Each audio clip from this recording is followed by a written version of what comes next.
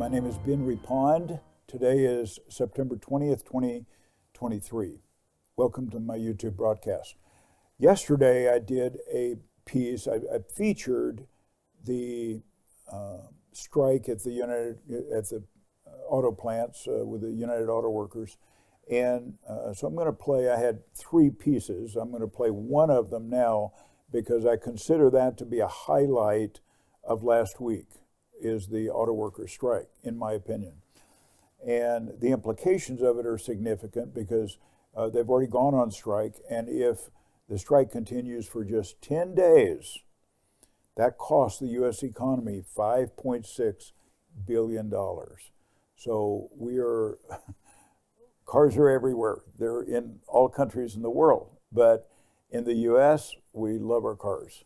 And so if this slows down further and further, it will have a more and more significant impact on our economy. We could probably live with a lot less cars, but the implications are significant. So of the three pieces that I played yesterday, I'm going to pick one of them and just play it right now, just a couple of minutes for you to see, because not everyone watched it yesterday. And this just highlights what's going on with the auto workers strike. Here you go. Joining us now is Ford CEO Jim Farley with our own Phil LeBeau. Phil? John, thank you very much. Jim, we're a little over 7 hours away from the strike deadline. Where do things stand? You've made your most recent offer. What have you heard back from the UAW?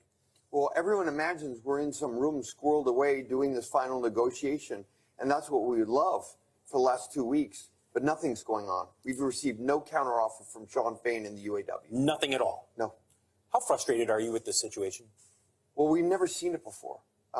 In 80 years, we've always been able to work through these differences because we're always on the side of labor at Ford. We have the highest UAW headcount. We have more people than anyone, build more vehicles. We've never seen anything like this. It's frustrating because many of our team members have negotiated successfully on non-economic issues with the national negotiators. But somehow when we get to these marquee money issues, everything stops.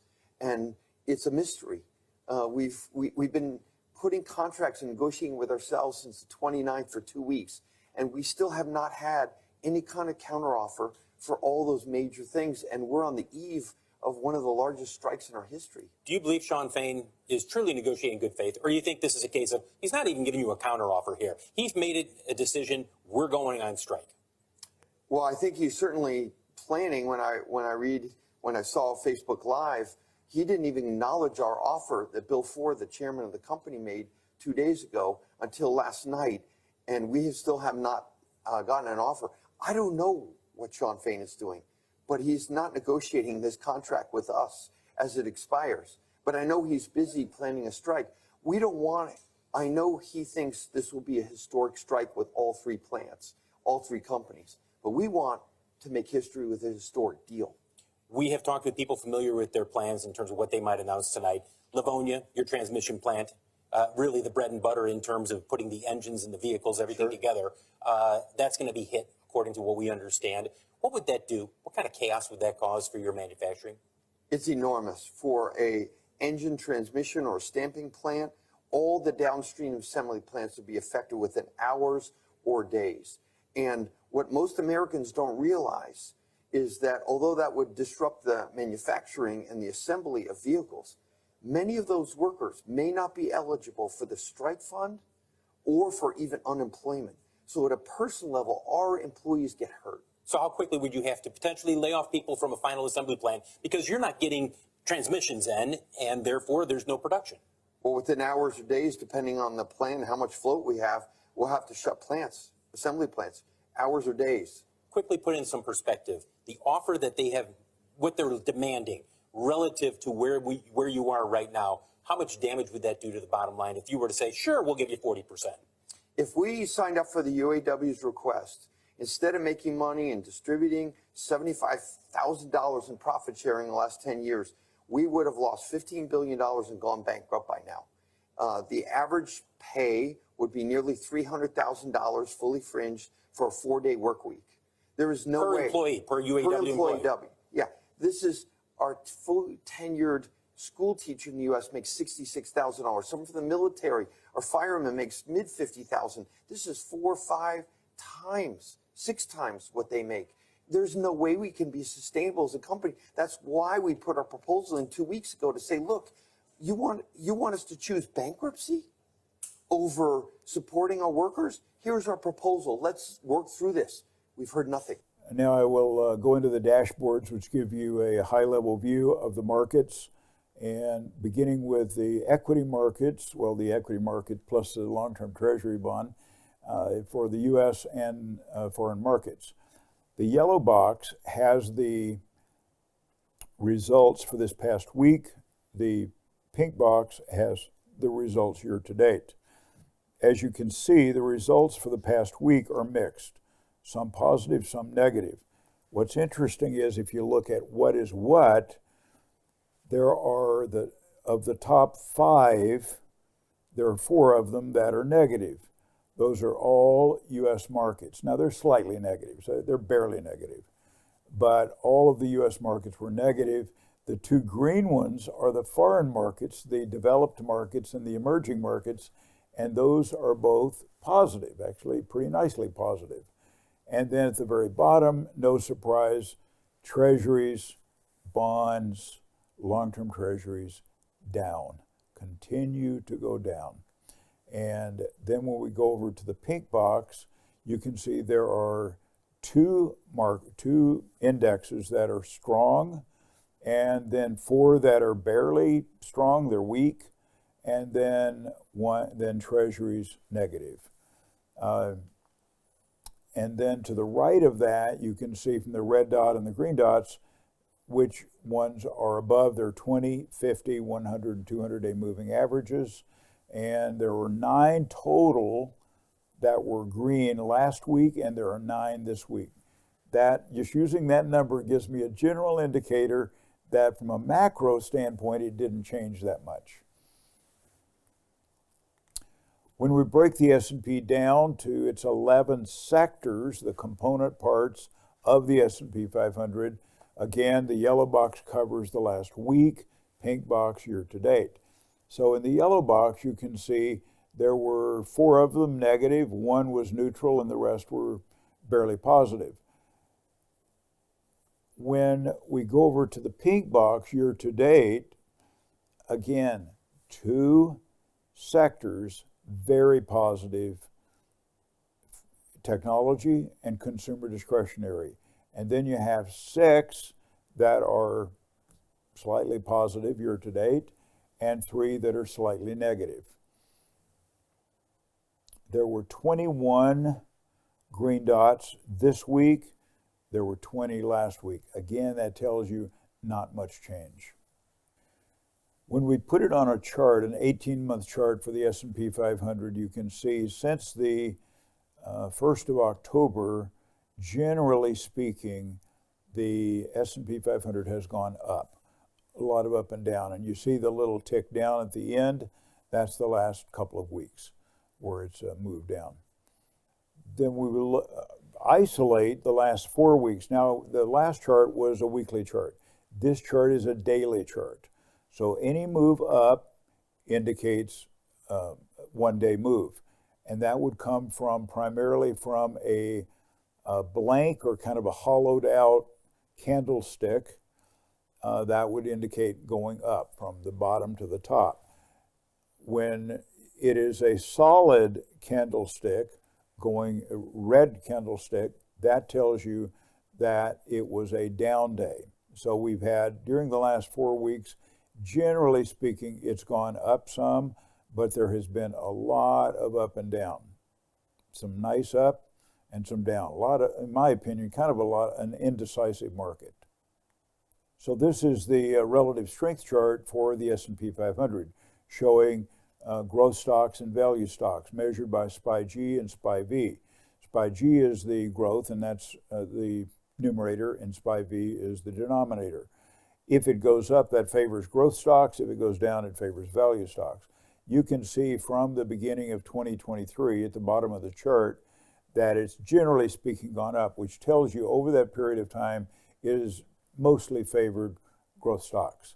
However, when it turns down, for any period that goes down, that is a period that favors value stocks. And for the last couple of weeks, 2 or 3 weeks, value stocks have been more in favor of the growth stocks. Another relative strength chart is the S&P 500 SPY divided by IWM, which is the Russell 2000 small cap index. And when it goes up, that favors large companies, large cap stocks. When it goes down, that favors small cap stocks. This last week, not much change. But since March to date, hugely favoring the growth of large companies versus small companies. Get away from the relative strength and look at an absolute chart. This is the long-term government bond ETF, TLT. And TLT and I showed you the top of this from the late 2022, approximately late November 2022 to present, you can see, generally speaking, it has gone down. It continues to go down. There are periods where it goes up for a short period, but then it collapses. This is significant because it is part of most portfolios. Now, portfolios may not include the long-term government bond, or a portion is in the long-term government bond. They may have short-term, intermediate-term, corporate bonds, high-yield bonds, etc. But this is a representation, not a bad representation, of also the intermediate-term and short-term bonds. They are moving generally in this same direction. So what that tells you is that traditional 60-40 portfolios put together by traditional advisors are not doing very well, because this is the 40% part of most of those portfolios. So it's significant if you deal with a traditional financial advisor or you have a traditional portfolio, you know that because your returns have definitely been anemic. The dollar relative to other currencies. Now, keep in mind, we are the reserve currency of the world. So when our dollar goes up, the dollar may have all kind of problems. But relative to other currencies, which is what the dollar is, what this shows you, is that when it goes up, it's telling you that the dollar is stronger than other currencies, which means that your buying power in other currencies or other countries is favorable, and their buying power or investable dollars in the U.S. is not favorable. Gold was approximately flat for this last week. It is in a general downtrend over the past several months. Same with silver. Silver went up slightly this last week, but it is also in a general downtrend for the past several months. Relative strength chart showing which is stronger, gold or silver. When it goes up, it favors silver. When it goes down, it favors gold. And as you can see, it has mostly gone up and down a lot. So right now, gold is a little bit stronger because it's in a little bit of a downturn. Bitcoin, if you look from the beginning of 2023, about the middle of the chart, you can see that it has gone up and then it has come back down some. So it is still in a pullback mode, although this last week was positive. Volatility index was about flat this week and is in a long-term downtrend. What that means is that there is not much volatility in the market. Even though you may think there is, the volatility index says not so much. So it's a fairly calm market, and that's all the way down to 1379. I think the lowest it's gone, the lowest I remember seeing it ever, is around 10, maybe somewhere in the 9s, but approximately 10 is the lowest I've seen the volatility index. And then in 2008, it got up as high as 80. When it goes up during short periods of market decline, it usually goes up and then comes back down pretty sharply. The Asbury Research does research on the market, and this is the Asbury 6, which measures the 6 indicators that they use, and there are 4 that are positive, and there are 2 that are negative. And so even though the last week was, I don't know, kind of a flat week, maybe a slightly negative week, it is not moving heavily in that direction yet. Cross-asset relative performance. This compares certain asset classes or asset types to others. And so, for example, the ones that are in green, particularly the ones that are in green for the last week, the middle column, the last week, to the right of that the last month, and to the right of that the last quarter, if it's all green, I'll cover that. Low volatility versus high beta, low volatility is in favor. Blue chips versus the broad market, that means the Dow Industrials versus the S&P 500, blue chips are in favor. High yield versus high quality, high yield is in favor. And short-term versus long-term bonds, short-term bonds are in favor. No surprise. U.S. versus the world. Now, this has favored the U.S. quite a bit in the past few weeks, but now it's shifting. It's shifting away from the U.S., and other countries are more favorable. So when you have all 3 of them going across, you would get a green box. So now you have countries like Brazil, Canada, UK, Malaysia, Japan, Singapore, India, and the Asia Pacific, all being more favorable than the U.S.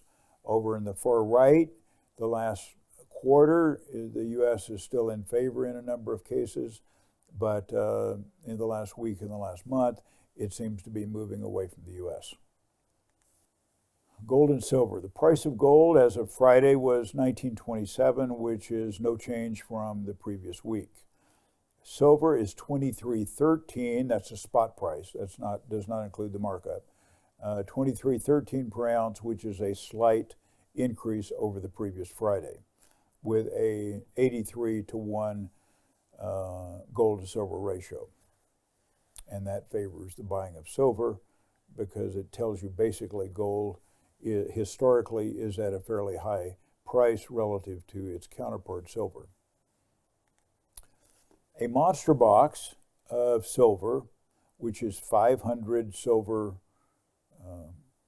pieces of bullion, pure silver, is $12,675. That has come down from where it was a short time ago, a few months ago. It was up as high as $14,000. But now that we've gotten into the fall, my suspicion is that it'll probably start to move back up. At least it's done that quite a bit in the past, but we'll see. You add to that whatever the markup is.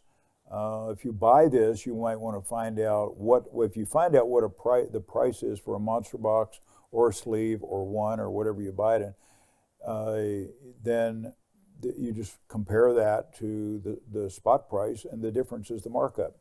The markup in this case is $2.22 for the entire monster box per coin. So if you buy it in smaller quantities, that markup is going to be higher. Including the markup and the spot price, the price is $25.35 per round for a quantity of 500. If it's a quantity of 20, a tube, it's $25.85 per round, including the markup. And the source of that is my son, Preston, who is in that business. He's like the 10-year treasury. He's very sensitive. And we know that. Thank you for watching. If you have any questions or comments, leave them in the comments section below. Thank you.